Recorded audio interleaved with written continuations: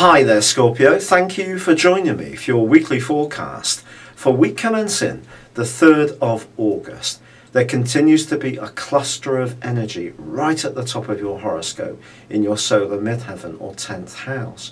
This is how we interact with the world at large. It's how people perceive us, and it's also to do with career, goals, ambitions, and more traditional instincts, the orthodox, if you like.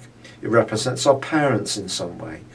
So a lot of expectations can be washing around at the moment, but also the opportunity to make progress if you have the desire, the skills, and the ambition to make some kind of breakthrough.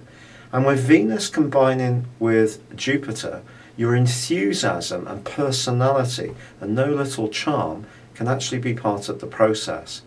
But I think the aspect which is really fascinating this week involves Mars, your co-ruler, which is forging a wonderful trine with Saturn still.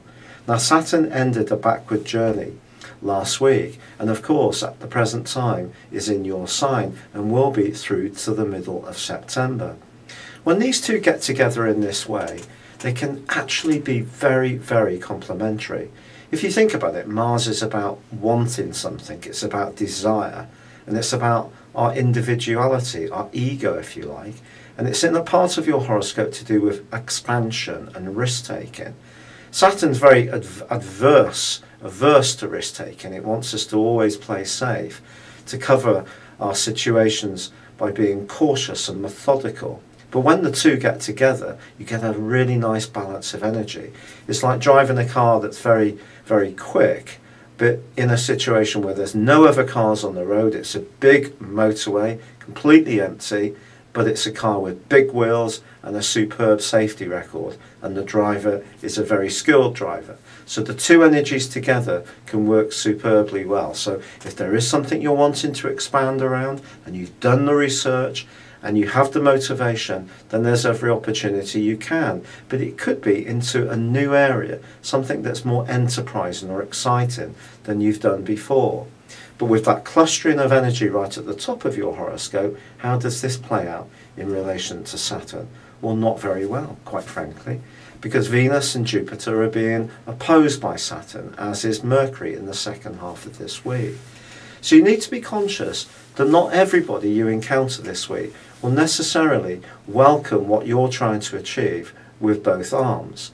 And there could be someone in a position of influence who actually is quite a tough taskmaster and really seems to want more and more out of you, and that could prove to be frustrating.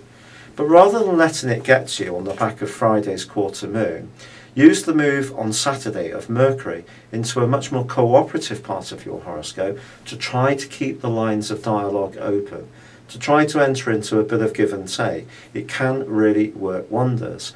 But if you do need to apply just a little bit more grunt and desire to whatever your goals are, as your ruler Mars moves on Sunday right to the top of your scope, joining up with 3 other influences, 3 other planets, I do feel in the following 6 weeks you may surprise yourself by just how much progress you are about to make. It's been a real pleasure being with you. Thank you for joining me. Good luck and goodbye for now.